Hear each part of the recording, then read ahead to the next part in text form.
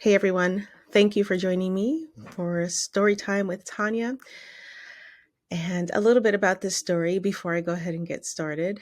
This story was inspired by a park in Ohio, which was right across the street from where we were staying at the time. And I would find myself sitting on the couch, kind of frequently looking out at the park rather. And it was so pretty calm and peaceful. It was in the fall. And I just wanted to go walk on the walking path. And of course I did. um, so it was just so inviting. I had a nice walking path, had a little play area for kids. And the weather was actually quite nice, wasn't too cold in Ohio.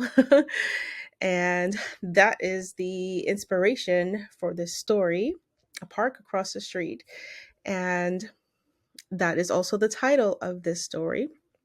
And it was originally named something different, but I changed the name after some suggestions from my first draft, to which this draft that we have here, and my final draft. And now we have it, the park across the street.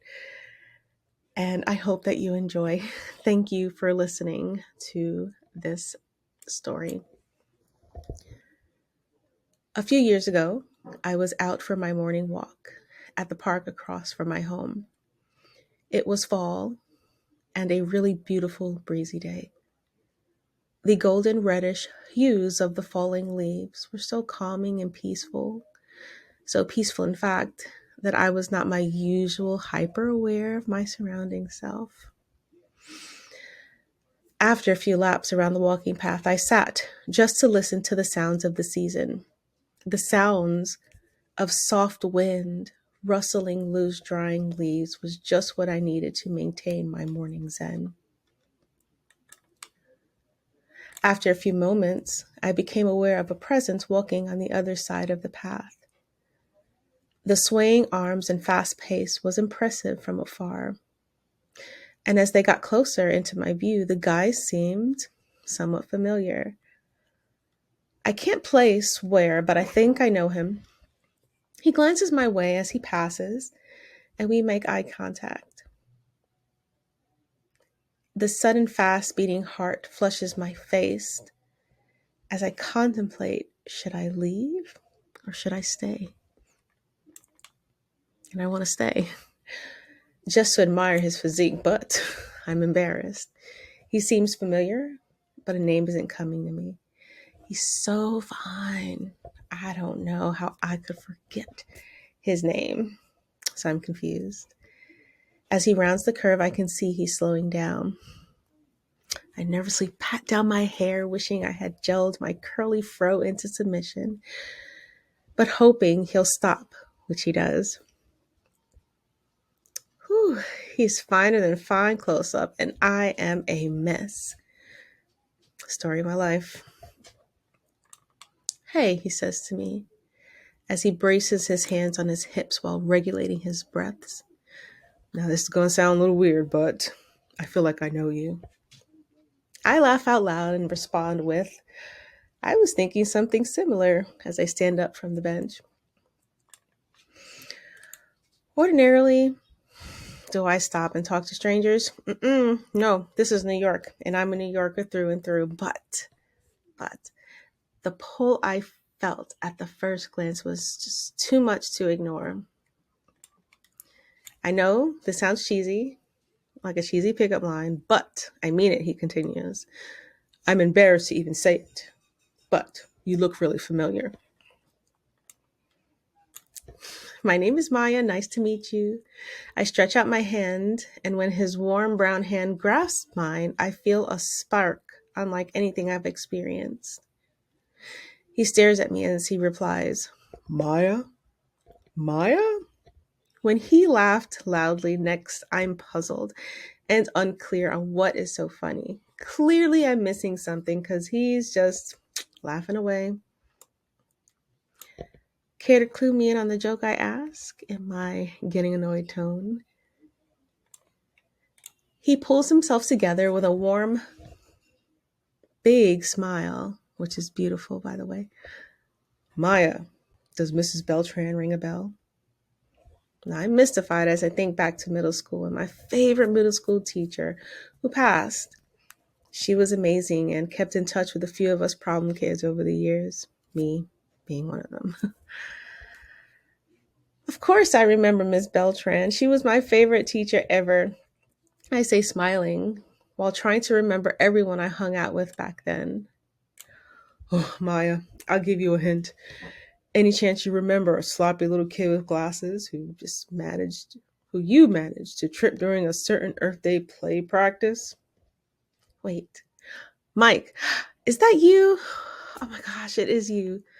I swear you disappeared right after that. What happened? I heard a bunch of rumors. Didn't know what was true, what wasn't. Yeah, now that is a long story, but the quick version, my parents split and I had to move with my dad to Jersey. Ooh, that sucks. Never easy. What you been up to all these years? Do you live nearby? I look at my watch as I've already lost track of time. I have a brunch date. Shit. If I don't get moving, I will be late. But Mike's warm smile and eyes has me rooted. My apartment is around the corner. Moved in about a week ago. Listen, I have to tell you, I had a crush on you back then.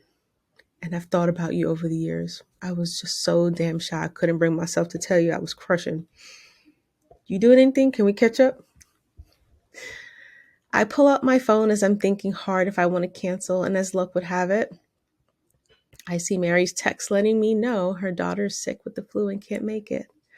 I'm so grateful she canceled because this man right here is a far cry from the kid I remember.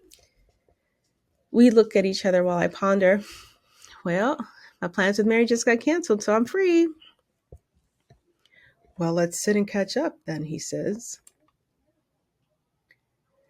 The bench seat is cold as we sat, but I felt instantly warmed with his presence. Could you ever have imagined running into each other after all of these years? I say softly. When he looks at me, my heart flutters, as I remember I had a crush on him too. If I told you that seemingly coincidental glance at a jogger would be a life change so big, would you believe me? Because it was. Mike and I were inseparable from that moment on. So much so that when the lease was up at his apartment, we decided to move in together. We were lucky enough to find a place that was on the same block across the street from the park. It's a very special place for us. That two-bedroom apartment where we combined households was where we enjoyed our first Thanksgiving as a couple. It's where he asked my parents for my hand in marriage that following Christmas. It was the home we came to after our honeymoon. It was also the home where we hosted many a family gathering. This was the home we were fortunate enough to later buy and expand as we decided to grow our family. Bringing our daughters to this home that we created and built together was joyous. We were so thankful we could share our love for the park with our growing family. Seeing our girls at the place that was so precious to us was very beautiful. When life became stressful, we made time for each other at our special place. Many years passed for us where we walked together through thick and thin. We did life together. I'm an old woman now. Mike has since passed on.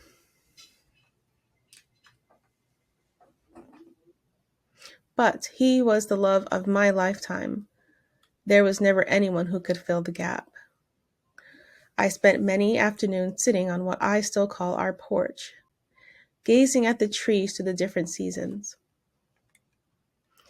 I also spent many days sharing the park with my grandbabies. I feel so much love when I'm with them.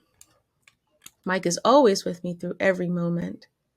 I sometimes hear a breeze of his voice in the wind and the warmth of his embrace in the sun as I enjoy quiet moments at the park across the street. So there it is. I hope you enjoyed this short story written by yours truly. Thank you for listening to this episode with the story, The Park Across the Street.